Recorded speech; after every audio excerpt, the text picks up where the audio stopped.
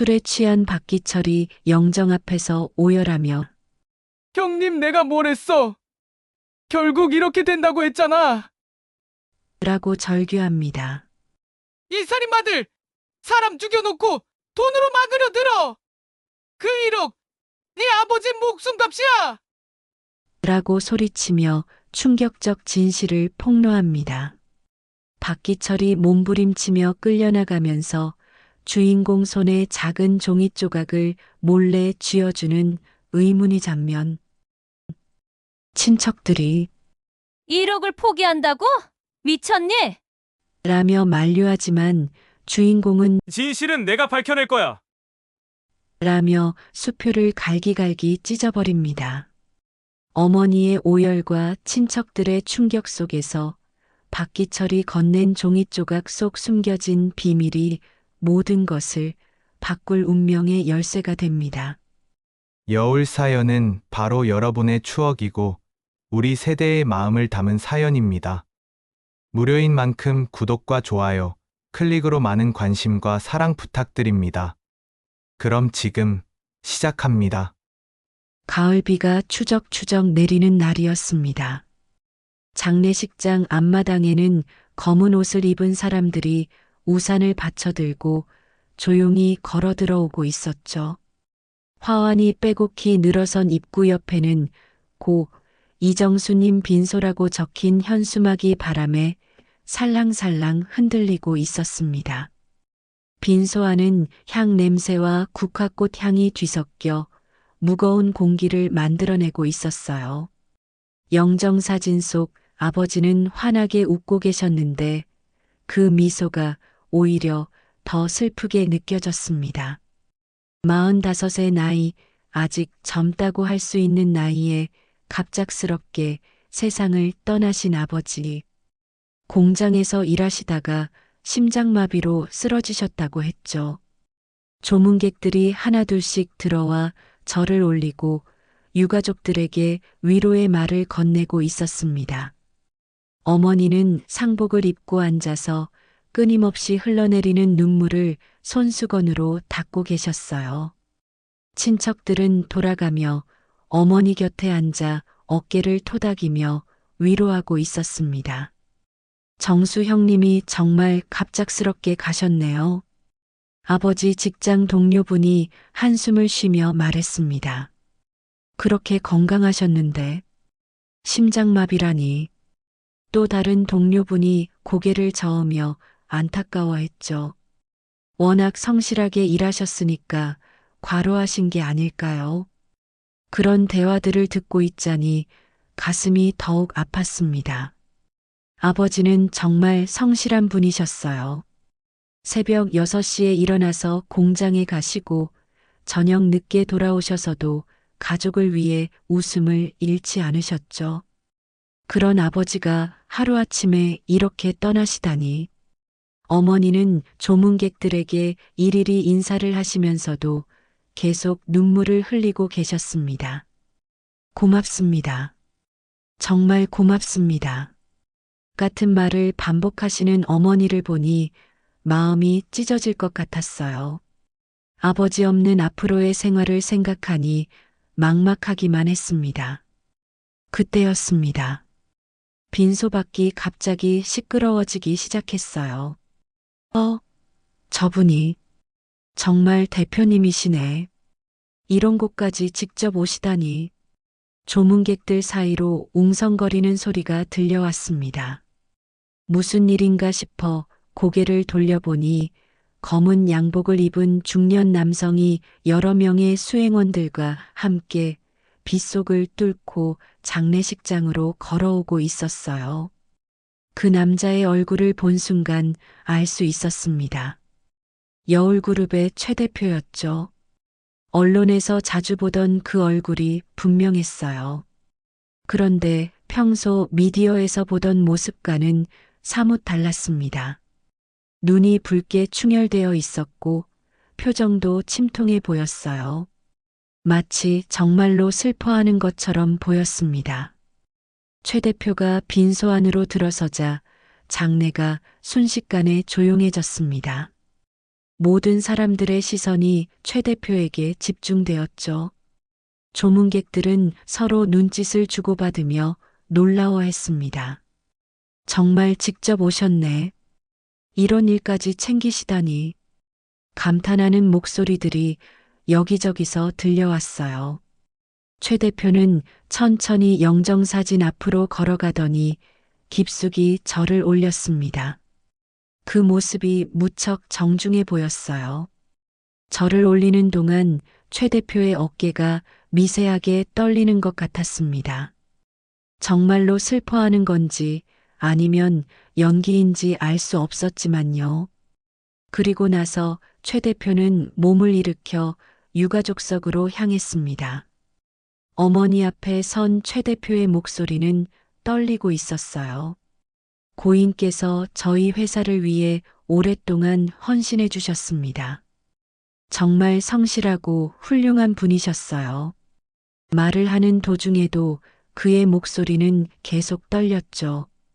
마치 감정이 북받쳐 오르는 것처럼 보였습니다. 이런 슬픈 일이 생겨서 정말 죄송합니다. 제가 직원들을 더 잘 챙겼어야 했는데. 최 대표는 말을 잇지 못하고 잠시 침묵했습니다. 그리고 다시 목소리를 가다듬어 말했어요. 저희가 끝까지 책임지겠습니다. 고인의 헌신을 잊지 않겠습니다. 그러면서 최 대표는 정중히 허리를 구부려 어머니께 절을 했습니다. 그 절이 너무나도 깊고 정중해서 주변 사람들이 모두 숙연해졌어요. 그리고 품 안에서 두툼한 봉투를 꺼내어 어머니 손에 건넸습니다. 이것은 회사 차원에서 준비한 작은 성의입니다. 부디 받아주십시오. 어머니는 떨리는 손으로 봉투를 받으시더니 눈물을 흘리며 말씀하셨습니다. 이런 큰 은혜를 어떻게 감사를 드려야 할지 모르겠습니다. 어머니의 목소리도 떨리고 있었어요. 갑작스러운 최 대표의 방문과 정중한 태도에 감동받으신 것 같았습니다. 친척들도 모두 고개를 숙이며 감사 인사를 드렸죠. 정말 고맙습니다. 이런 배려까지 해주시다니.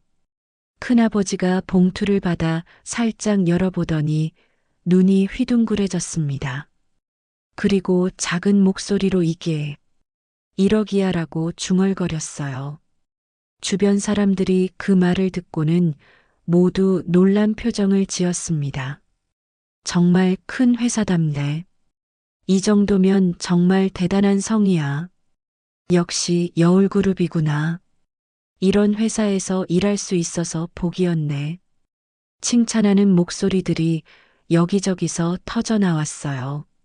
하지만 저는 그 장면을 보면서 묘한 불편함을 느꼈습니다. 물론 감사한 일이긴 했지만 뭔가 석연치 않은 기분이 들었어요. 아버지가 돌아가신 지 이틀밖에 안 됐는데 벌써 이런 큰 돈을 들고 오다니 너무 빠른 것 같았죠. 마치 미리 준비해둔 것처럼 느껴졌습니다. 최 대표는 다시 한번 깊이 절을 한 후 고인의 명복을 빕니다라고 말했습니다. 그리고 어머니의 손을 꼭 잡으며 걱정하지 마십시오. 저희가 도움이 될 일이 있으면 언제든 연락하십시오라고 덧붙였어요. 그 말을 듣고 어머니는 더욱 눈물을 흘리셨습니다. 최 대표가 빈소를 나가자 장내는 다시 웅성거리기 시작했어요. 정말 훌륭한 분이시네. 이런 일까지 직접 오시다니. 저런 대표 밑에서 일했으니 정수 씨도 행복했을 거야. 모든 사람들이 최 대표를 칭찬하고 있었습니다. 그 모습을 보며 저는 혼자서 복잡한 마음을 달래야 했습니다. 최 대표가 나간 후 빈소는 다시 조용해졌습니다. 사람들은 여전히 방금 전 일어난 일에 대해 수군거리고 있었어요. 정말 대단한 일이네. 이런 배려는 처음 봐. 그런 이야기들이 여기저기서 들려왔습니다. 어머니는 봉투를 꼭 껴안고 계셨어요. 정수 아버지가 좋은 회사에 다녔구나. 이런 은혜를. 어머니의 눈에는 감사의 눈물이 계속 흘러내리고 있었습니다. 친척들도 모두 감탄하며 이야기를 나누고 있었죠. 그런데 저녁 무렵 상황이 급변했습니다. 빈소 뒷문 쪽에서 비틀거리는 발걸음 소리가 들려왔어요. 술 냄새가 코를 찔렀습니다.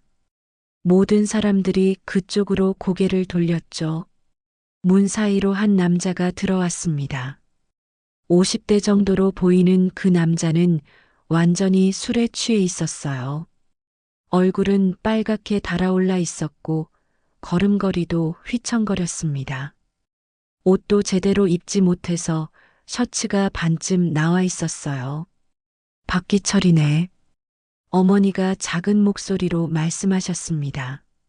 정수 아버지와 같은 공장에서 일하던 분이야. 그제야 기억이 났어요. 몇 번 집에 왔던 적이 있는 아버지의 동료였습니다. 박기철은 비틀거리며 영정사진 앞으로 걸어갔습니다. 조문객들은 모두 당황한 표정으로 바라봤어요. 술에 취한 채로 장례식장에 나타나다니 예의에 어긋나는 일이었거든요. 하지만 박기철이 영정사진 앞에 무릎을 꿇는 순간 분위기가 완전히 바뀌었습니다. 그가 갑자기 오열하기 시작한 거예요. 형님, 형님. 그의 목소리는 술 때문이 아니라 진짜 슬픔 때문에 떨리고 있었습니다. 내가 뭘 했어? 내가 뭐라고 했어? 박기철이 영정사진을 향해 소리쳤습니다. 안전망 안 치면 결국 이렇게 된다고 했잖아. 왜 내 말을 안 들었어? 그의 절규가 빈소 전체에 울려 퍼졌어요. 안전망? 그게 무슨 말인지 이해할 수 없었습니다. 아버지는 심장마비로 돌아가신 거 아니었나요? 왜 갑자기 안전망 이야기가 나오는 건지 혼란스러웠어요. 박기철은 계속 울부짖었습니다. 형님이 그렇게 말했잖아. 이런 식으로 일하면 언젠가 사고가 날 거라고. 근데 윗사람들이 듣지도 않고 그의 말이 점점 더 구체적으로 들려왔어요. 조문객들은 모두 당황해서 서로를 바라봤습니다. 뭔가 예상치 못한 이야기가 나오고 있었거든요. 어머니도 얼굴이 창백해지셨어요. 기철 씨, 무슨 말씀을? 그때 박기철이 갑자기 몸을 돌리더니 방금 전까지 최 대표가 서 있던 자리를 가리켰습니다. 그리고 소리쳤어요. 이 살인마들, 사람 죽여놓고 돈으로 막으려 들어. 장내가 순식간에 술렁였습니다. 모든 사람들이 충격에 빠졌어요. 방금 전까지 최 대표를 칭찬하던 사람들이 모두 당황한 표정으로 박기철을 바라봤습니다. 기철 씨, 뭔 소리예요? 큰아버지가 급히 달려가 박기철을 말렸습니다. 술 드시고 정신 없으신 거죠? 대표님이 그렇게 정중하게 조문 왔는데. 하지만 박기철은 막무가내였습니다. 정중하게? 웃기지 마. 저 사람들이 형님을 죽인 거야. 그가 계속 소리치자 다른 조문객들도 달려들어 그를 제지하려 했어요. 여기가 어딘 줄 알고 이런 소리를. 취했으니까 모르시는 거예요. 집에 가서 술 깨고 오세요. 사람들이 박기철을 끌어내려고 했습니다. 하지만 박기철은 끝까지 저항했어요. 몸부림치면서 제게 소리쳤습니다. 아, 정신 차려. 그 1억, 네 아버지 목숨값이야. 피값이라고. 그 말을 듣는 순간 온몸에 소름이 돋았습니다. 목숨값? 피가? 도대체 무슨 말인지 알 수 없었어요. 하지만 박기철의 절규에는 뭔가 진실이 담겨 있는 것 같았습니다. 단순히 술에 취해서 하는 헛소리가 아니라는 느낌이 들었어요. 형님은 심장마비가 아니야. 떨어져서 죽은 거라고. 박기철이 마지막으로 소리쳤습니다. 그 순간 어머니가 어머나 하고 비명을 지르셨어요. 박기철의 말이 너무 충격적이었거든요. 사람들이 박기철을 거의 끌다시피 해서 밖으로 내보내려 할 때였습니다. 박기철이 주머니에서 작은 종이 조각을 꺼내더니 제 손에 슬쩍 쥐어줬어요. 이거라도 봐. 그가 작은 목소리로 속삭였습니다. 그리고 박기철은 사람들에게 끌려나가면서도 계속 소리쳤어요. 진실을 밝혀. 형님의 억울함을 풀어줘. 그의 목소리가 점점 멀어져 갔습니다. 박기철이 나간 후 빈소는 어수선한 분위기에 휩싸였습니다. 사람들은 서로 수군거렸어요. 저런 말을 하다니. 완전히 취했나 봐. 슬픔을 술로 달래려다가 저런 일이. 모두들 박기철의 행동을 이해할 수 없다는 표정이었습니다. 하지만 저는 달랐어요. 박기철이 쥐어준 종이 조각을 주머니에 넣으면서 계속 그의 말이 머릿속에 맴돌았습니다. 안전망을 안 치면 결국 이렇게 된다. 떨어져서 죽은 거라고. 목숨값이야. 정말 아버지는 심장마비로 돌아가신 게 맞을까요? 박기철의 말이 사실이라면 상상하기도 싫었지만 혹시 아버지의 죽음에 숨겨진 진실이 있는 건 아닐까요? 어머니는 여전히 충격에서 벗어나지 못하고 계셨습니다. 기철 씨가 왜 그런 말을? 어머니의 목소리도 떨리고 있었어요. 분명 어머니도 박기철의 말 때문에 혼란스러워하고 계셨습니다. 그런데 그때였습니다. 빈소 밖에서 차 시동 거는 소리가 들렸어요. 창문으로 고개를 내밀어 보니 최 대표의 차량이 보였습니다. 최 대표가 차에 타면서 무언가를 보고 있었어요. 그 순간 놀라운 일이 벌어졌습니다. 최 대표가 차창 너머로 빈소 쪽을 바라보면서 짧은 미소를 지었던 거예요. 그런데 그 미소가 조문대의 슬픈 표정과는 완전히 달랐습니다. 차갑고 비웃는 듯한 미소였어요. 박기철이 나간 후 빈소의 분위기는 완전히 바뀌었습니다. 사람들은 여전히 방금 전 일어난 일에 대해 수군거리고 있었어요. 하지만 대부분은 박기철을 술에 취한 사람의 헛소리로 치부하려 했습니다. 불쌍한 사람이네. 동료 잃은 슬픔을 술로 달래려다가 저런 일이. 한 조문객이 고개를 저으며 말했습니다. 술 먹고 와서 고인한테 예의도 없이. 다른 사람도 혀를 찼어요. 하지만 저는 박기철이 제 손에 쥐어준 종이 조각 때문에 마음이 복잡했습니다. 주머니 속에서 그것이 계속 신경 쓰였어요. 박기철의 절규가 단순한 헛소리일까요? 아니면 정말 숨겨진 진실이 있는 걸까요? 장례가 끝나갈 무렵이었습니다. 대부분의 조문객들이 돌아가고 가족들만 남게 되었어요. 친척들이 저를 둘러싸고 앉아서 이야기를 나누기 시작했습니다. 그래도 다행이야. 큰아버지가 최 대표가 놓고 간 봉투를 바라보며 말했습니다. 이 정도 성이면 당분간은 생활 걱정 없겠어. 작은아버지도 고개를 끄덕였어요.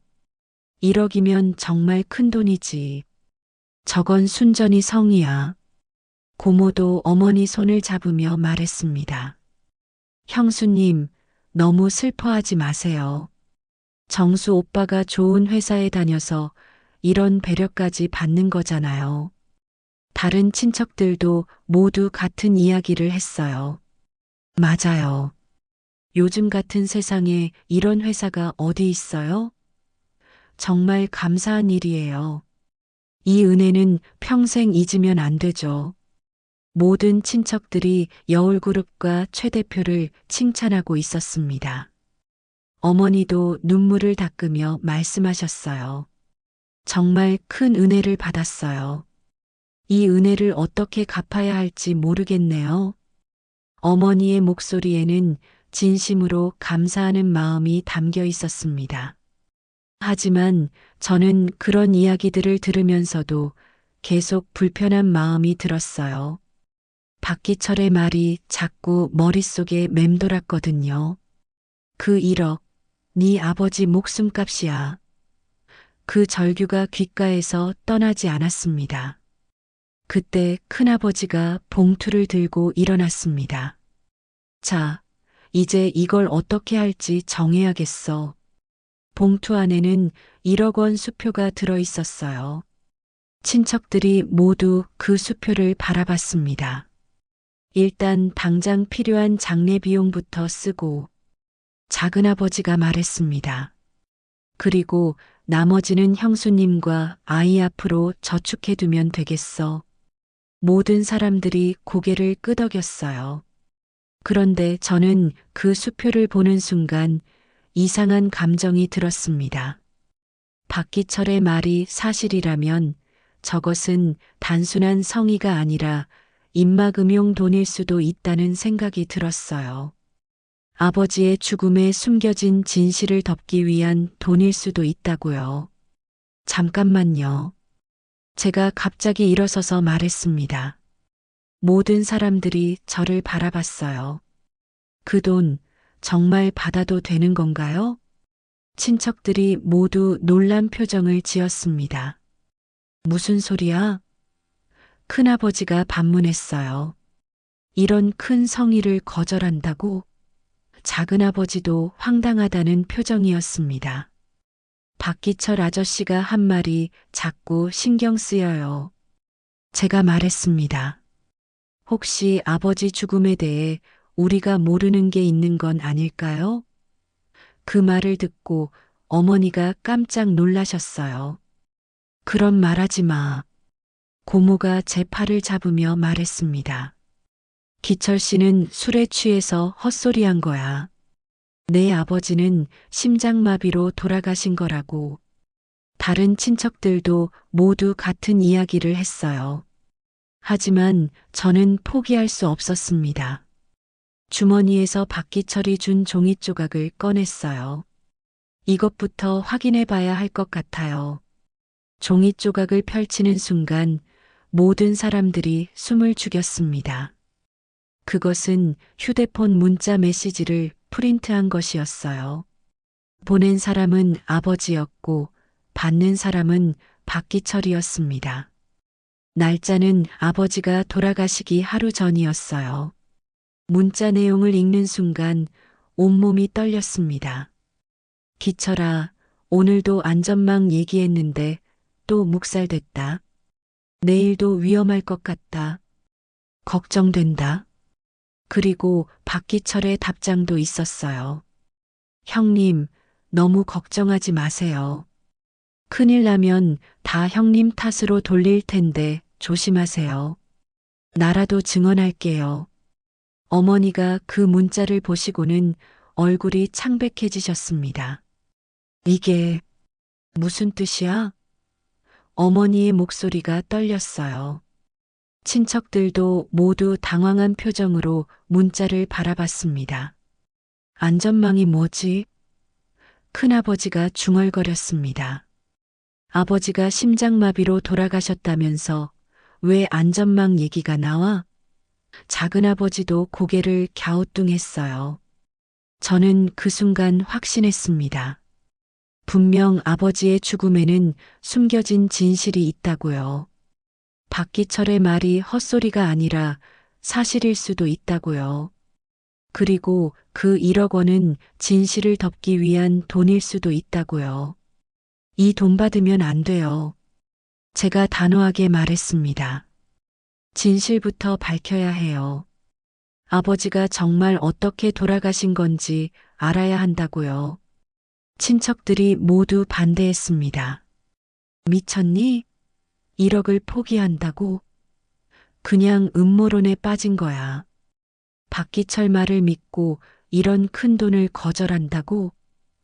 모든 사람들이 제 결정을 이해할 수 없다는 표정이었어요. 하지만 저는 마음을 굳혔습니다. 봉투에서 수표를 꺼내더니 똑바로 응시했어요. 머릿속에서 박기철의 절규가 다시 메아리 쳤습니다. 그 1억, 네 아버지 목숨값이야. 그 순간 분노가 폭발했습니다. 아버지는 돈으로 거래될 뿐이 아니에요.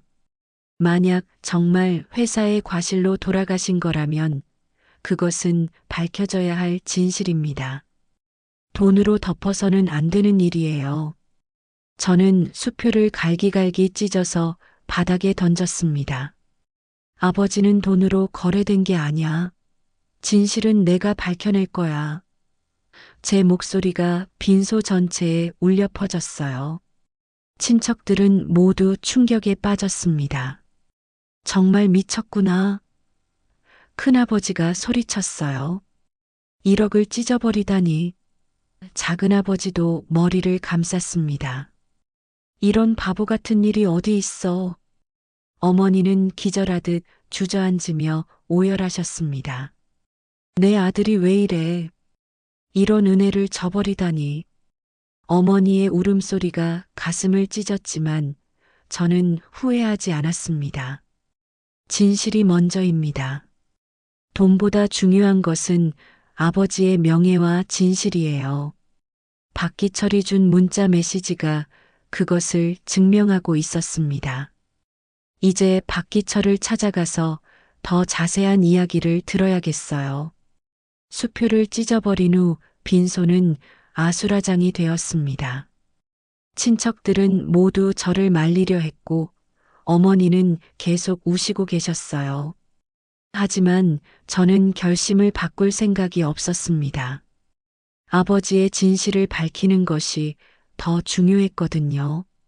너 정말 미친 거니? 큰아버지가 화를 내며 소리쳤습니다. 1억을 그냥 찢어버리다니. 내 어머니 앞으로 생활은 어떻게 할 거야? 작은아버지도 머리를 감싸며 한숨을 쉬었어요. 고모는 바닥에 떨어진 수표 조각들을 주워 모으려 했습니다. 이걸 어떻게 테이프로라도 붙여서. 하지만 너무 많이 찢어진 상태라 복구가 불가능해 보였어요. 그만해요, 고모. 제가 말했습니다. 이미 끝난 일이에요. 이제 진실을 찾는 게 더 중요해요. 박기철이 준 문자 메시지를 다시 한번 펼쳐 보였습니다. 이걸 보세요. 분명히 뭔가 숨겨진 게 있어요. 어머니가 눈물을 닦으며 말씀하셨습니다. 정말 아버지가 그런 식으로 돌아가신 건 아니겠지? 어머니의 목소리에는 불안감이 가득했어요.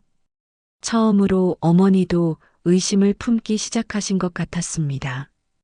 그날 밤 장례식이 모두 끝나고 집으로 돌아왔습니다. 친척들은 모두 화가 난 채로 돌아갔고 집에는 어머니와 저만 남게 되었어요. 어머니는 여전히 충격에서 벗어나지 못하고 계셨습니다. 정말 그 돈을 거절한 게 맞는 결정일까? 어머니가 소파에 앉아서 중얼거리셨어요. 만약 내 추측이 틀렸다면 우린 정말 큰 실수를 한 거야. 어머니의 걱정이 이해되었지만 저는 확신이 있었습니다. 그날 밤 잠이 오지 않았습니다. 계속 박기철의 말과 문자 내용이 머릿속을 맴돌았어요. 아버지가 안전망에 대해 걱정하셨다는 것, 그리고 다음 날도 위험할 거라고 하신 것. 그 다음 날 아버지는 돌아가셨습니다. 새벽까지 뒤척이다가 결국 일어났습니다. 아버지 방으로 가서 아버지의 물건들을 뒤져보기 시작했어요. 혹시 다른 단서가 있을지도 모르거든요. 서랍, 옷장, 책상을 하나씩 확인해 봤습니다. 아버지의 작업복 주머니에서 작은 수첩을 발견했습니다. 낡고 더러워진 수첩이었는데 아버지가 작업 중에 메모하신 것들이 적혀 있었어요. 페이지를 넘겨보니 놀라운 내용들이 나왔습니다. 9월 15일 마이너스 안전망 없음, 관리자에게 보고했으나 무시당함. 9월 18일 마이너스 또다시 안전망 설치 요청했으나 거부당함. 비용 문제라고 함. 9월 20일 마이너스 이러다 사람 죽습니다라고 했으나 무조치. 아버지의 생생한 기록들이었습니다. 마지막 페이지에는 아버지가 돌아가시기 바로 전날의 기록이 있었어요. 9월 22일 마이너스 내일도 안전망 없는 상태로 작업해야 함. 너무 위험함. 기철이한테 문자 보냄. 혹시 모르니 증인이 필요할 것 같음. 손이 떨렸습니다. 이것은 명백한 증거였어요. 아버지가 안전망의 필요성을 계속 제기했지만 회사에서 무시했다는 것, 그리고 위험을 예감하고 계셨다는 것이 모두 기록되어 있었습니다. 수첩을 더 뒤져보니 뒷면에 휴대폰 사진도 붙어 있었어요. 아버지가 인쇄해서 붙여놓으신 것 같았습니다. 사진을 자세히 보니 공사 현장이었어요. 높은 곳에서 작업하는 모습인데 정말로 안전망이 전혀 설치되어 있지 않았습니다. 사진 뒤편에는 관리자로 보이는 사람이 서 있었어요. 양복을 입고 헬멧을 쓴 채로 현장을 지켜보고 있었습니다. 아버지가 이런 사진까지 찍어두신 이유를 알 것 같았어요. 증거로 남겨두신 거죠. 아버지의 휴대폰도 확인해 봤습니다. 다행히 비밀번호는 어머니 생일이어서 쉽게 열 수 있었어요. 문자 메시지를 확인해 보니 박기철과 주고받은 대화들이 더 있었습니다.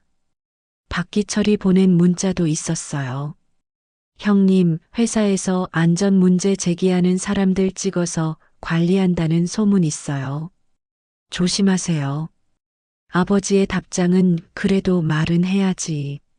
사람 목숨이 걸린 문제인데 였습니다. 또 다른 문자에서는 더 구체적인 내용이 나왔어요.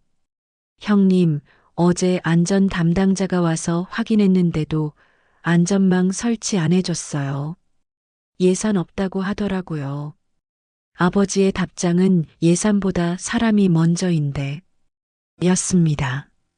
마지막 문자가 가장 충격적이었습니다. 아버지가 돌아가시기 몇 시간 전에 박기철에게 보낸 것이었어요. 기철아, 오늘 정말 위험해. 안전망 없는데 높은 곳에서 작업하라고 한다. 무슨 일 생기면 너라도 증언해줘. 그리고 박기철의 마지막 답장이 있었습니다. 형님, 무슨 일이 있어도 제가 증언할게요. 형님, 걱정 말고 조심해서 일하세요. 그 후로는 문자가 없었습니다. 몇 시간 후 아버지는 돌아가셨으니까요. 이 모든 증거들을 보니 확신이 섰습니다. 아버지는 심장마비로 돌아가신 게 아니에요. 안전망 없는 위험한 현장에서 떨어져서 돌아가신 거였습니다. 그리고 회사는 그 사실을 숨기려 하고 있는 거죠. 최 대표가 그렇게 빨리 조문을 온 이유도 이제 알겠어요. 미리 준비된 1억 원도 이해가 갔습니다. 모든 게 계획된 것이었어요. 진실을 덮고 유가족의 입을 막으려는 계획 말이에요. 수첩과 휴대폰을 들고 어머니께 가서 모든 걸 보여드렸습니다. 어머니는 그 증거들을 보시고는 충격에 빠지셨어요. 정말 아버지가 그런 식으로. 어머니의 목소리가 떨렸습니다. 이제 진실을 밝혀야 해요. 제가 말했습니다. 박기철 아저씨를 찾아가서 더 자세한 이야기를 들어봐야겠어요. 아저씨가 직접 목격했다고 했잖아요. 어머니도 고개를 끄덕이셨습니다.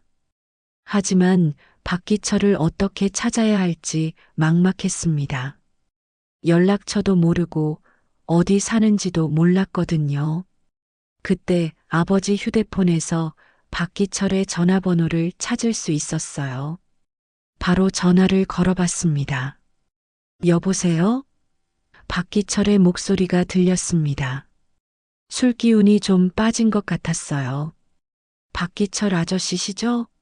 저 이정수 아들이에요. 그 말을 듣고 박기철이 잠시 침묵했습니다.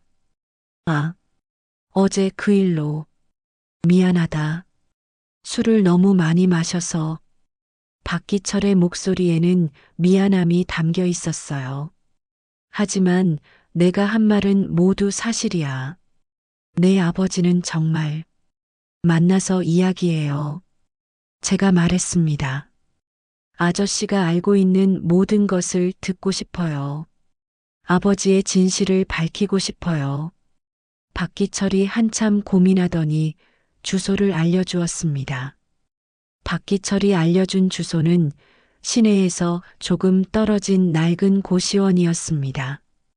건물 자체가 오래되어 보였고 입구부터 음침한 느낌이 들었어요.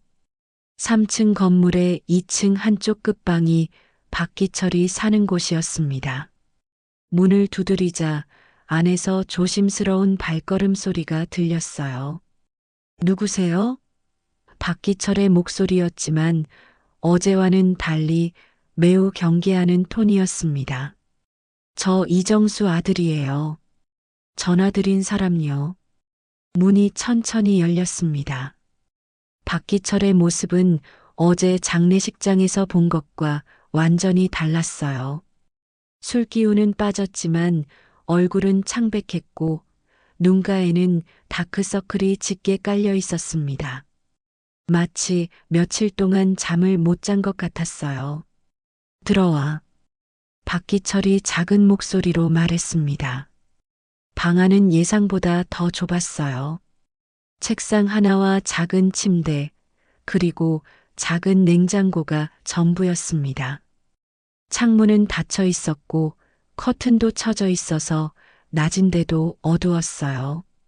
박기철은 문을 닫으면서 밖을 한 번 더 확인했습니다. 누가 따라오지는 않았겠지? 그의 행동이 이상했어요.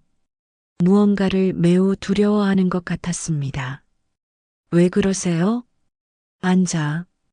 박기철이 의자를 가리키며 말했습니다. 저는 의자에 앉았고 박기철은 침대 끝에 앉았어요. 잠시 침묵이 흘렀습니다. 박기철은 계속 손을 떨고 있었어요. 어제 일은 정말 미안했다. 박기철이 먼저 입을 열었습니다. 술을 너무 많이 마셔서 정신을 못 차렸어. 그런 자리에서 그런 소리를 하다니. 그의 목소리에는 후회가 가득했어요. 아니에요. 아저씨가 해주신 말 덕분에 진실을 찾을 수 있었어요. 제가 아버지의 수첩과 휴대폰을 꺼내 보였습니다. 이것들을 찾았어요. 아버지가 안전망에 대해 계속 걱정하셨던 기록들이에요. 박기철이 수첩을 받아보더니 눈물을 흘리기 시작했습니다. 형님이 이런 것까지 기록해 두셨구나. 그가 페이지를 넘기면서 중얼거렸어요. 형님은 정말 성실한 분이셨어. 마지막까지 안전을 걱정하셨지. 정말 아버지가 심장마비로 돌아가신 게 아니에요? 제가 직접적으로 물었습니다. 박기철은 한참 동안 고민하더니 깊은 한숨을 쉬었어요. 말해야 하나? 하지만 너까지 위험해질 수 있어. 무슨 위험이요? 제가 반문했습니다. 박기철은 창문 쪽을 바라보며 말했어요. 회사에서 입단속하러 사람들을 보냈어. 어제 장례식장에서 그런 소리를 한 후로 계속 따라다니고 있다고. 그제야 박기철이 왜 그렇게 경계하고 있었는지 이해가 갔습니다. 회사에서 진실이 밝혀지는 것을 막으려고 압력을 넣고 있는 거였어요. 하지만 저는 포기할 생각이 없었습니다. 그래도 말씀해 주세요. 아버지가 어떻게 돌아가셨는지 진실을 알고 싶어요. 제가 간절히 부탁했습니다. 박기철은 한참을 망설이더니 결국 눈물을 터뜨렸어요. 미안해. 정말 미안해. 박기철이 흐느끼며 말했습니다. 내가 형님을 지켜드리지 못했어. 내가 더 강하게 말렸어야 했는데 그의 후회가 얼마나 깊은지 느껴졌어요. 내 아버지는 박기철이 떨리는 목소리로 시작했습니다. 심장마비가 아니야. 안전망 없는 현장에서 떨어져서 돌아가신 거야. 내가 직접 봤어. 예상했던 말이지만 실제로 듣고 나니 충격이 컸어요. 그날 오후였어. 형님이 15층 높이의 외벽 작업을 하고 계셨지. 원래 안전망이 설치되어 있어야 하는데 회사에서 비용 문제로 설치하지 않았거든. 박기철의 증언이 구체적으로 이어졌어요. 형님이 아침부터 관리자한테 안전망 설치를 요청하셨어. 하지만 관리자는 오늘 하루만 버티면 된다고 하면서 무시했지. 형님이 이러다 사고 난다고 하셨는데도 들은 척도 안 했어. 박기철이 계속 이야기했습니다. 오후 3시쯤이었을 거야. 형님이 작업하시다가 발을 헛디디신 거지. 안전망이 있었다면 괜찮았을 텐데. 그냥 아래로 떨어지셨어. 그의 목소리가 점점 작아졌어요. 바로 119에 신고했지만 이미 늦었어. 형님은 그 자리에서 박기철이 말을 잇지 못했습니다. 너무 고통스러운 기억인 것 같았어요. 저도 눈물이 났습니다. 그런데 회사에서 어떻게 했는지 아니? 박기철이 분노에 찬 목소리로 말했습니다. 구급차가 오기 전에 관리자들이 먼저 와서 현장을 정리했어. 안전망이 없었다는 증거들을 모두 없앴지. 그리고 병원에서는 추락 후 심장마비라고 발표했어. 추락이 원인이 아니라 심장마비가 원인이라고 뒤바꾼 거야. 사망진단서도 그렇게 나왔고 회사의 조작이 이렇게 체계적이었다니 믿을 수 없었어요. 아저씨는 왜 그때 말씀하지 않으셨어요? 제가 물었습니다. 박기철이 고개를 떨궜어요. 처음에는 말하려고 했어. 하지만 회사에서 나를 불러서 협박했거든. 어떤 협박이요? 만약 이 일을 발설하면 나도 해고시킬 뿐만 아니라 다른 곳에서도 일할 수 없게 만들겠다고 했어. 그리고 박기철이 망설였어요. 그리고 나한테도 돈을 줬어. 침묵하라고. 5천만 원을. 박기철이 부끄러운 듯 고개를 숙였습니다. 나는 그 돈을 받고 입을 다물었어. 정말 부끄러워. 그제야 모든 것이 이해됐습니다. 회사는 체계적으로 증거를 인멸하고 목격자들을 매수하거나 협박해서 입을 막았던 거예요. 그리고 유가족에게는 큰 돈을 주어서 진실을 찾지 못하게 막으려 했던 거죠. 하지만 어제 장례식에서 형님을 보니까 도저히 참을 수가 없었어. 박기철이 눈물을 닦으며 말했습니다. 술을 마시고 가서 그런 소리를 한 거야. 정말 미안해. 아니에요. 아저씨 덕분에 진실을 알게 됐어요. 제가 말했습니다. 이제 이 사실을 세상에 알려야 해요. 아버지의 억울함을 풀어드려야죠. 하지만 박기철은 걱정스러운 표정을 지었어요. 그게 쉽지 않을 거야. 회사가 워낙 크고 돈도 많아서 우리 같은 사람들이 맞서기에는 너무 상대가 커. 그의 말도 일리가 있었어요. 그래도 해야 해요. 제가 단호하게 말했습니다. 진실은 반드시 밝혀져야 해요. 아저씨가 도와주시면 할 수 있을 거예요. 박기철이 한참을 고민하더니 고개를 끄덕였어요. 알겠어. 내가 아는 모든 것을 말해줄게. 형님의 억울함을 풀어드리자. 박기철의 눈에 다시 의지가 생겼습니다. 이제 진짜 싸움이 시작되는 거였어요. 박기철과의 만남 이후 며칠이 지났습니다. 저는 아버지의 진실을 밝히기 위해 더 많은 증거를 수집하고 있었어요. 박기철의 증언만으로는 부족할 것 같아서 다른 목격자나 증거가 필요했습니다. 그런데 어느 날 오후 집 앞에 중년 여성이 찾아왔습니다. 검은 옷을 입고 있었는데 얼굴이 몹시 상심한 표정이었어요. 어머니가 문을 열고 나가시더니 그 여성과 이야기를 나누셨습니다. 실례합니다. 혹시 이정수 씨 댁이 맞나요? 여성의 목소리가 떨리고 있었어요. 네, 맞습니다. 그런데 누구시죠? 어머니가 반문하셨습니다. 저도 궁금해서 나가봤어요. 저는 김영이라고 합니다. 제 남편도 여울그룹 건설 현장에서 일하다가 돌아갔어요. 김영희 아주머니의 말을 듣고 어머니와 저는 깜짝 놀랐습니다. 같은 회사에서 또 다른 사고가 있었다는 건가요? 언제 일이세요? 제가 물었습니다. 2달 전이에요. 제 남편도 심장마비라고. 하지만 뭔가 이상해서요. 김영희 아주머니가 망설이며 말했습니다. 심장마비라는 진단이 아버지와 똑같았어요. 어머니가 김영희 아주머니를 집 안으로 모셨습니다. 거실에 앉아서 자세한 이야기를 들어보니 정말 놀라웠어요. 김영희 아주머니의 남편도 아버지와 비슷한 상황에서 돌아가셨던 거예요. 남편도 평소에 안전 문제를 자주 이야기했어요. 작업 환경이 위험하다고, 언젠가 큰 사고가 날 거라고. 김영희 아주머니의 증언이 계속되었습니다. 그런데 갑자기 심장마비로 돌아갔다고 하니까 이상했어요. 회사에서는 어떻게 했나요?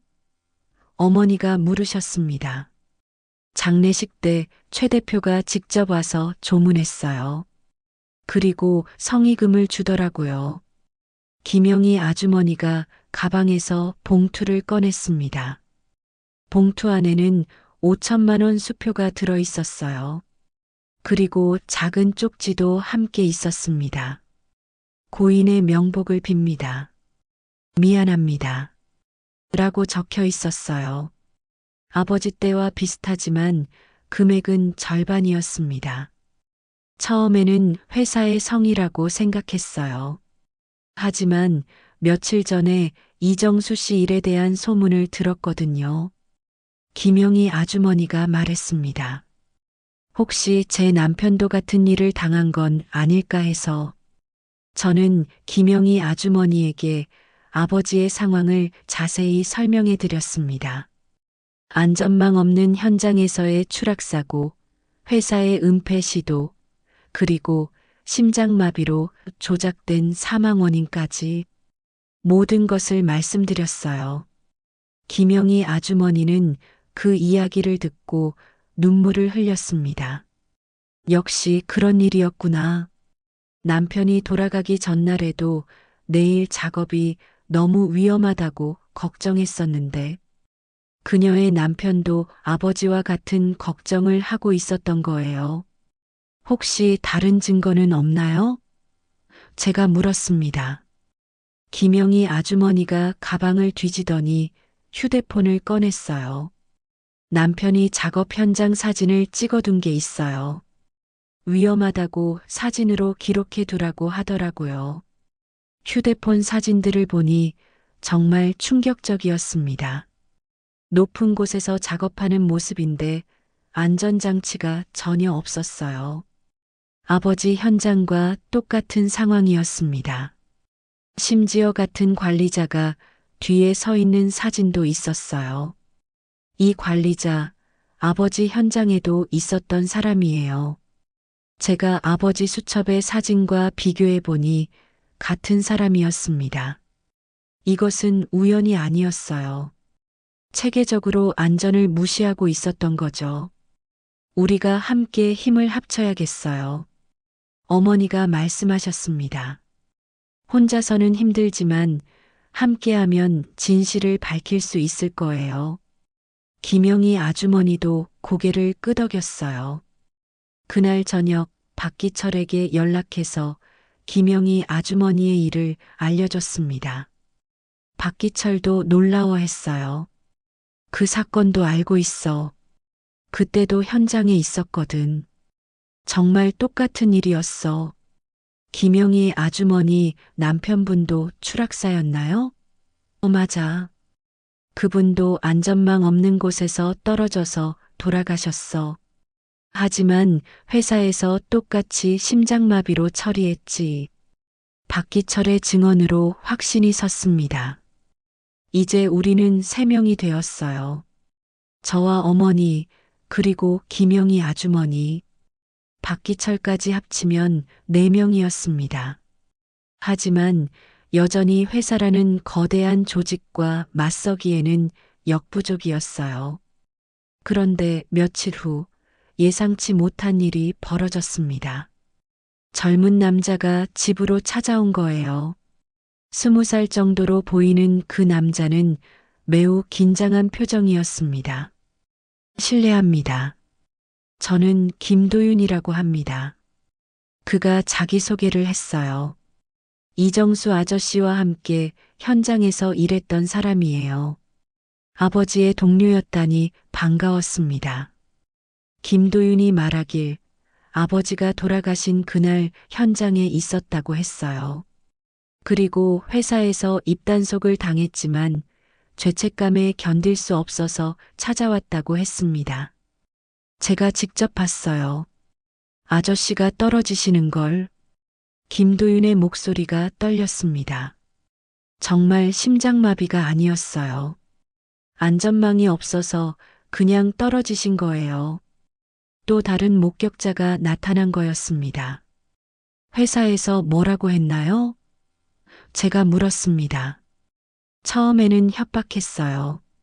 말하면 저도 해고시킨다고. 하지만 나중에는 돈도 줬어요. 1천만 원을. 김도윤도 매수당했던 거였어요. 그런데 왜 지금 와서 말씀하시는 거죠? 어머니가 물으셨습니다. 아저씨가 너무 좋은 분이셨어요. 신입이었던 저를 많이 챙겨주셨거든요. 그런 분이 억울하게 돌아가셨는데 제가 입을 다물고 있을 수는 없었어요. 김도윤의 참여로 우리의 힘이 더욱 강해졌습니다. 이제 확실한 목격자 2명과 구체적인 증거들이 있었어요. 하지만 여전히 회사의 조직적인 은폐에 맞서기에는 부족했습니다. 이제 언론에 알려야 할 때인 것 같아요. 제가 말했습니다. 혼자서는 안 되지만 여론의 힘을 빌리면 가능할 거예요. 모든 사람들이 동의했어요. 그날 밤 저는 아버지의 모든 증거들을 정리했습니다. 수첩, 휴대폰 사진, 문자 메시지, 김영희 아주머니의 증거들, 그리고 박기철과 김도윤의 증언까지. 이제 세상에 진실을 알릴 때가 왔습니다. 아버지, 이제 진실을 밝혀드릴게요. 제가 아버지 영정 사진을 보며 다짐했습니다. 더 이상 억울하게 두지 않을게요. 며칠 동안 준비를 거쳐 드디어 언론에 공개할 모든 자료를 정리했습니다. 아버지의 수첩, 휴대폰 사진과 문자, 김영희 아주머니의 증거들, 그리고 박기철과 김도윤의 증언까지. 이제 세상에 진실을 알릴 준비가 끝났어요. 가장 먼저 소셜미디어에 글을 올렸습니다. 아버지의 억울한 죽음, 여울그룹의 진실을 알려주세요라는 제목으로 모든 증거를 공개했어요. 아버지가 작성하신 작업일지의 내용들을 하나씩 올렸습니다. 9월 15일 마이너스 안전망 없음, 관리자에게 보고했으나 무조치. 9월 18일 마이너스 안전망 설치 요청했으나 비용 문제로 거부. 9월 20일 마이너스 이러다 사람 죽습니다라고 했으나 무시당함. 아버지의 절실한 기록들이 그대로 드러났습니다. 그리고 아버지가 박기철에게 보낸 마지막 문자도 공개했어요. 오늘 정말 위험해. 안전망 없는데 높은 곳에서 작업하라고 한다. 무슨 일 생기면 너라도 증언해줘. 이 문자를 본 사람들은 모두 충격을 받았습니다. 현장 사진들도 함께 올렸어요.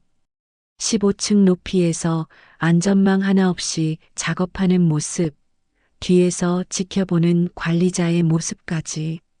사진만 봐도 얼마나 위험한 상황이었는지 한눈에 알 수 있었습니다. 게시물이 올라간 지 몇 시간 만에 반응이 폭발적이었어요. 댓글이 수백 개씩 달리기 시작했습니다. 이건 명백한 산업재해 은폐다. 대기업이 이런 식으로 노동자를 죽음으로 내몬다니. 진실이 밝혀져야 한다. 공유 수도 급격히 늘어났습니다. 처음에는 몇십 개였던 공유가 수백 개, 수천 개로 늘어나더니 결국 몇만 개를 넘어섰어요. 사람들이 이 사건에 큰 관심을 보이고 있었습니다. 다음 날 아침 한 방송국 기자에게서 연락이 왔습니다. 안녕하세요. KBC 탐사보도팀 김 기자입니다. 어제 올리신 글을 봤는데 인터뷰가 가능할까요? 드디어 언론에서 관심을 보이기 시작한 거였어요. 기자와 만나서 모든 증거를 보여주었습니다. 아버지의 수첩, 휴대폰 자료, 현장 사진들까지. 김 기자는 자료들을 보더니 매우 심각한 표정을 지었어요. 이건 정말 큰 사건이네요. 체계적인 은폐 시도가 보입니다. 다른 목격자들과도 인터뷰가 가능한가요? 김 기자가 물었습니다. 박기철과 김도윤, 그리고 김영희 아주머니를 소개해드렸어요. 모든 분들이 인터뷰에 응해주시기로 했습니다. 일주일 후 방송 프로그램에서 특집으로 이 사건을 다뤄주었습니다. 대기업에 감춰진 진실, 산업재해, 은폐 의혹이라는 제목으로 방송이 나갔어요. 아버지의 일기와 증거들이 화면에 그대로 나왔습니다. 박기철의 증언도 방송에 나왔어요. 이정수 씨는 안전망 없는 15층 높이에서 떨어져서 돌아가셨습니다. 심장마비가 아니었어요. 제가 직접 목격했습니다. 그의 진술이 전국에 방송되었습니다. 김도윤도 얼굴을 공개하며 증언했습니다. 회사에서 입단속하고 돈까지 줬지만 더 이상 침묵할 수 없었습니다. 이정수 아저씨는 정말 좋은 분이셨어요. 억울하게 돌아가셨습니다. 젊은 목격자의 용기 있는 증언이었어요. 방송이 나간 후 여론이 들끓기 시작했습니다. 인터넷 커뮤니티마다 이 사건에 대한 이야기로 가득했어요. 여울그룹 보이콧하자. 이런 회사가 대기업이라니. 노동자의 생명을 돈으로 계산하는 회사. 뉴스 포털 사이트의 메인 헤드라인도 이 사건으로 도배되었습니다. 여울그룹, 산업재해, 은폐 정황 포착. 안전망 없는 현장, 숨겨진 죽음의 진실. 대기업의 조직적 은폐 시도 드러나 모든 언론이 주목하고 있었어요. 국민청원 사이트에도 청원이 올라왔습니다. 여울그룹 산업재해 은폐 사건 철저한 수사를 촉구합니다라는 제목의 청원이었어요. 며칠 만에 청원 참여자가 20만 명을 넘어섰습니다. 정치권에서도 움직임이 시작되었어요. 국정감사에서 이 사건을 다루겠다는 국회의원들이 나타났습니다. 대기업의 노동자 생명 경시 문제를 반드시 짚고 넘어가야 한다는 목소리가 높아졌어요. 노동부에서도 특별조사팀을 구성하겠다고 발표했습니다. 산업재해 은폐 의혹에 대해 철저히 조사하겠다는 공식 입장을 발표했어요. 드디어 정부 차원에서도 관심을 보이기 시작한 거였습니다. 하지만 여울그룹의 반응은 달랐어요. 회사는 공식 보도 자료를 통해 악의적인 허위 사실 유포라며 강력히 반박했습니다. 고인은 지병으로 인한 심장마비로 사망했으며 회사는 유가족에게 충분한 배려를 했다고 주장했어요. 최 대표는 긴급 기자회견을 열었습니다.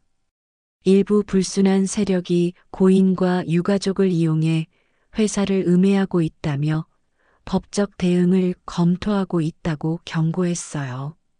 하지만 이미 여론은 돌이킬 수 없을 정도로 악화된 상태였습니다. 여울그룹 주가도 연일 하락했어요. 투자자들이 불안해하며 주식을 팔기 시작한 거죠. 회사의 이미지도 크게 타격을 받았습니다. 소비자들이 여울그룹 제품 불매운동을 시작했어요. 그런데 최 대표의 기자회견을 지켜보던 중 이상한 장면을 포착했습니다. 질문이 어려워질 때마다 최 대표의 표정이 순간적으로 굳어지는 걸 봤어요. 특히 안전망 설치 예산에 대한 질문이 나왔을 때였습니다. 그 순간 확신했어요. 우리가 진실에 가까워지고 있다는 것을. 최 대표의 당황한 모습이 모든 것을 말해주고 있었습니다. 이제 마지막 단계만 남았어요. 법정에서 진실을 증명하는 일 말이에요. 집으로 돌아가는 길에 어머니께 말씀드렸습니다. 어머니, 이제 정말 마지막이에요. 법정에서 아버지의 억울함을 풀어드릴 거예요.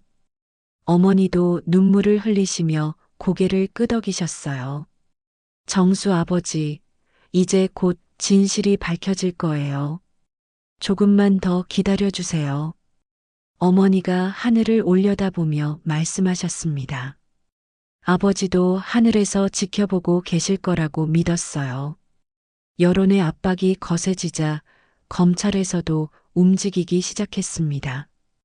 여울그룹에 대한 본격적인 수사가 시작되었고 드디어 법정 공방이 시작되었어요. 업무상 과실치사와 산업재해, 은폐 혐의로 최 대표와 관련 임직원들이 기소되었습니다. 첫 공판이 열리는 날 법정은 기자들과 방청객들로 가득 찼습니다.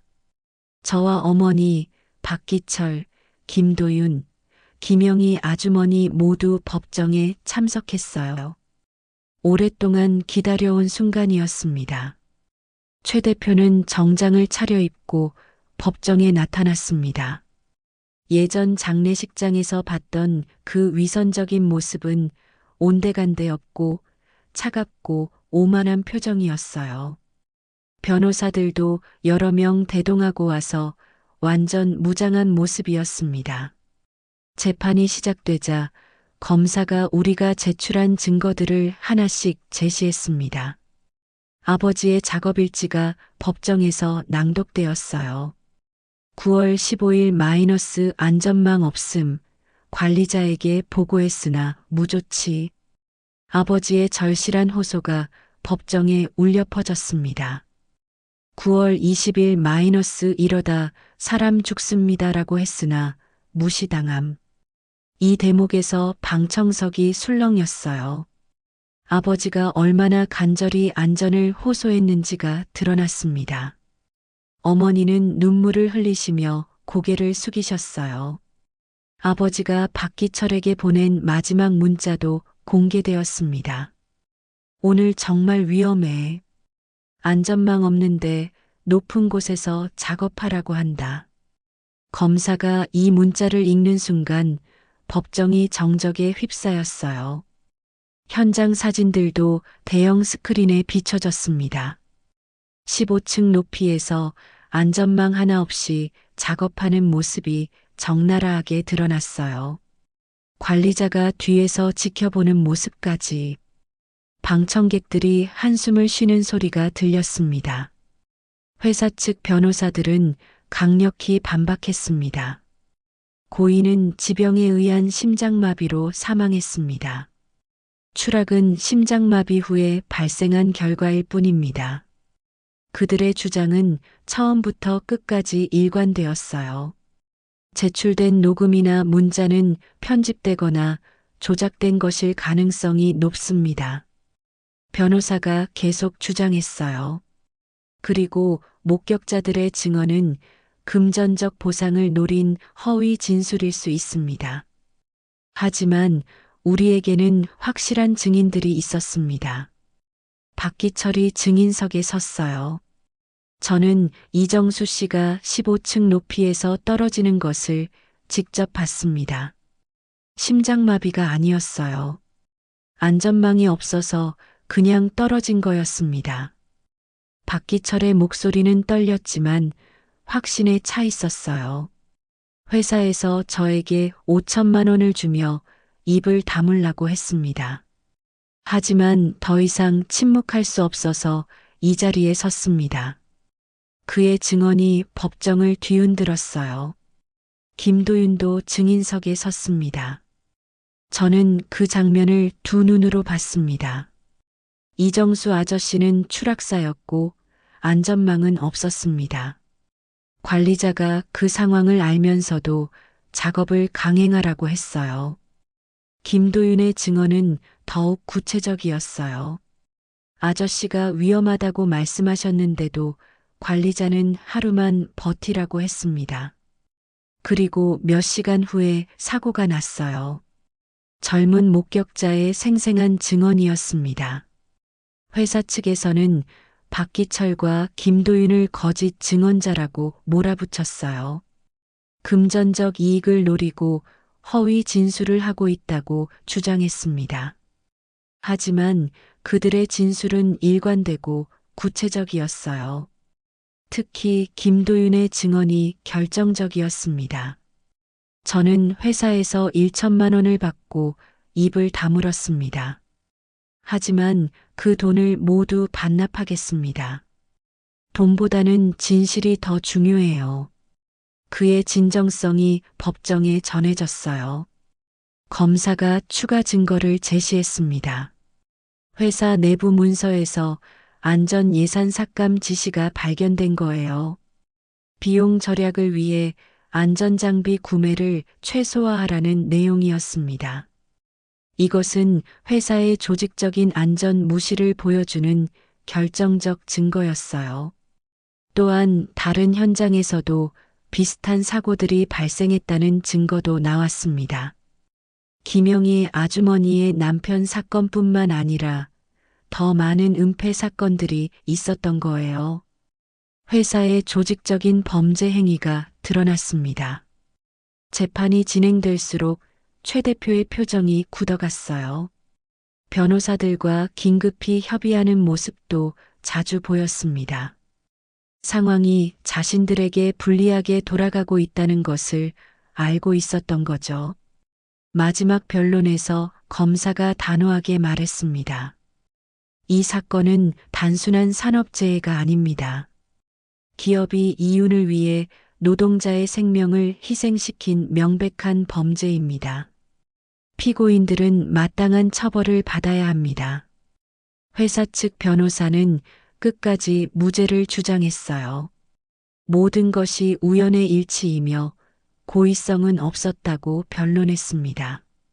하지만 이미 너무 많은 증거가 나온 상태였어요. 판사가 최종 판결을 선고하는 순간이 왔습니다.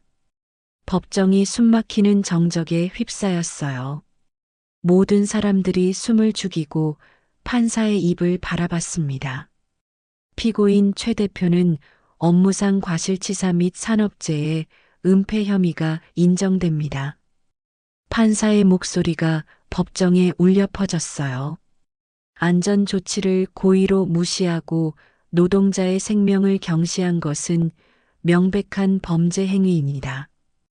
따라서 피고인에게 징역 3년을 선고하며 즉시 구속합니다. 판사의 선고가 끝나자 법정이 술렁였어요. 최 대표의 얼굴이 창백해졌습니다. 법정 경찰관들이 최 대표에게 수갑을 채웠어요. 그 순간 최 대표가 소리쳤습니다. 이깟 것들이 날 무너뜨려. 내가 누군 줄 알고. 그의 진짜 모습이 드러난 순간이었어요. 플래시가 터지는 가운데 최 대표가 호송차로 끌려가는 모습이 생중계되었습니다. 한때 거대 기업의 대표였던 그가 범죄자로 전락하는 순간이었어요. 법정을 나서면서 어머니 손을 잡았습니다. 어머니는 눈물을 흘리고 계셨지만 그 눈물은 슬픔이 아니라 안도의 눈물이었어요. 정수 아버지, 이제 진실이 밝혀졌어요. 하늘을 올려다보며 마음속으로 말했습니다. 아버지, 이제 진실이 밝혀졌습니다. 당신의 죽음은 헛되지 않았어요. 다른 노동자들이 더 이상 이런 일을 당하지 않도록 세상이 바뀔 거예요. 오늘 사연 마음에 남으셨나요? 여울 사연은 여러분과 함께 만드는 이야기입니다. 재미있으셨다면 구독과 좋아요 눌러주시고 주변에 많이 공유 부탁드립니다. 그리고 영상을 보며 나누고 싶은 이야기나 떠오른 추억이 있으시다면 댓글로 남겨주세요. 여러분이 들려주신 소중한 이야기에 제가 정성스럽게 답글로 함께하겠습니다. 감사합니다.